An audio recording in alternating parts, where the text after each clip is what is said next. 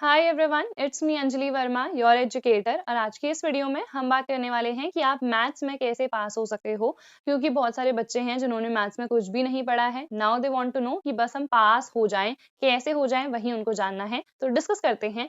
तो सबसे पहले ना, जितने भी इंपॉर्टेंट चैप्टर्स हैं मैथ्स में, आपको उनको कवर करना है। क्या है इंपॉर्टेंट चैप्टर्स? तो सबसे पहले रिलेशन एंड फंक्शन, जो हमारा फर्स्ट चैप्टर है।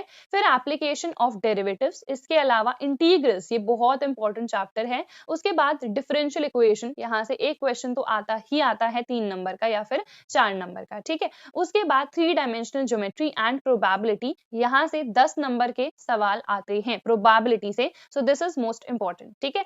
अब यहाँ पे ये चैप्टर्स हमें कवर कैसे करने हैं, तो डिटेल लेक्चर्स अभी आपको नहीं देखने हैं। You have to watch the one shots. Maths के लिए मैंने सारे वन शॉट्स अपलोड कर रखे हैं। प्लेलिस्ट की लिंक आपको डिस्क्रिप्शन में मिल जाएगी। सारे चैप्टर्स डिटेल में कवर हैं, ठीक है।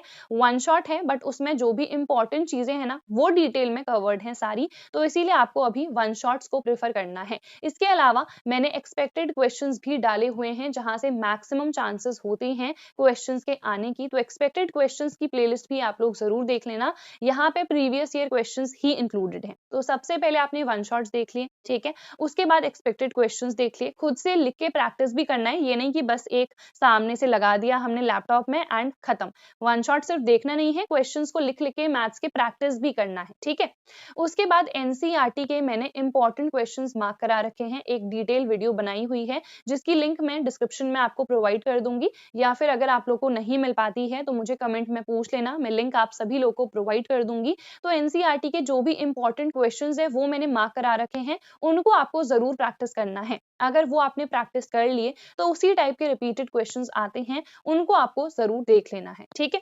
उसके बाद आपको ना 5 प्रीवियस ईयर्स लगा लेने हैं, क्योंकि अगर आप प्रीवियस ईयर्स कर लोगे तो आपको आइडिया लग जाएगा कि किस टाइप के क्वेश्चंस आने वाले हैं, किस टाइप के क्वेश्चंस आएंगे। तो आप लोग सिर्फ पास ही नहीं हो जाओगे, आपके काफी अच्छे नंबर भी आ जाएंगे। तो 5 प्रीवियस ईयर्स आप लोग देख लेना। अगर आपके पास प्रीवियस ईयर्स नहीं है तो मैंने फ्री में पीडीएफ टेलीग्राम पे प्रोवाइड कर रखी है, नेम स्टडी वेयर हाउस है। तो लिंक मैंने डिस्क्रिप्शन में प्रोवाइड कर रखी है टेलीग्राम की भी, बट इनकेस लिंक वर्क नहीं करती है तो टेलीग्राम पे जाके सर्च कर लेना स्टडी वेयर हाउस, आप लोग को मेरा चैनल मिल जाएगा। वहां पे से फाइल सेक्शन पे जाके सारी पीडीएफ्स आप लोग डाउनलोड कर सकते हो, ठीक है। तो आई होप इतना तो आप सभी लोगों को समझ में आ ही गया होगा कि सबसे पहले इंपॉर्टेंट चैप्टर्स करने हैं, कैसे कवर करने हैं, तो वन शॉट्स की हेल्प से। उसमें भी जो भी इंपॉर्टेंट क्वेश्चंस है आपको वो करने हैं फ्रॉम दी एनसीईआरटी, ठीक है। एंड उसके बाद आपको 5 प्रीवियस ईयर्स देख लेने हैं। इसके अलावा ना 2 से 3 सैंपल पेपर भी यार जरूर देख लेना। क्यों? क्योंकि अभी एमसीक्यूज भी हैं, असर्शन रीजन भी है एंड केस बेस्ड क्वेश्चंस भी हैं।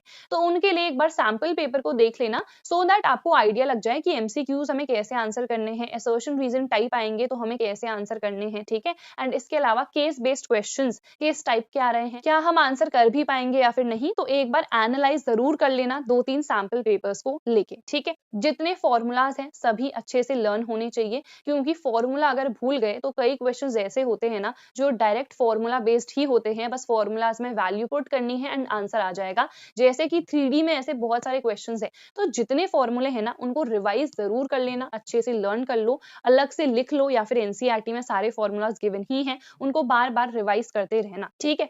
एंड प्रैक्टिस मोस्ट इंपॉर्टेंट है मैथ्स में, हमेशा मैंने आप लोगों से कहा है। तो आप ये जितनी भी चीजें कर रहे हो ना, मेक श्योर कि आप प्रैक्टिस जरूर से जरूर करो। So that is it for this video. I hope आप लोगों को सारी ही चीजें समझ में आ गई होंगी। इन केस फिर भी कोई डाउट होता है तो आप लोग कमेंट बॉक्स में पूछ सकते हो। हम मिलेंगे हमारी नेक्स्ट वीडियो में। Till then bye everyone, take care and all the very best.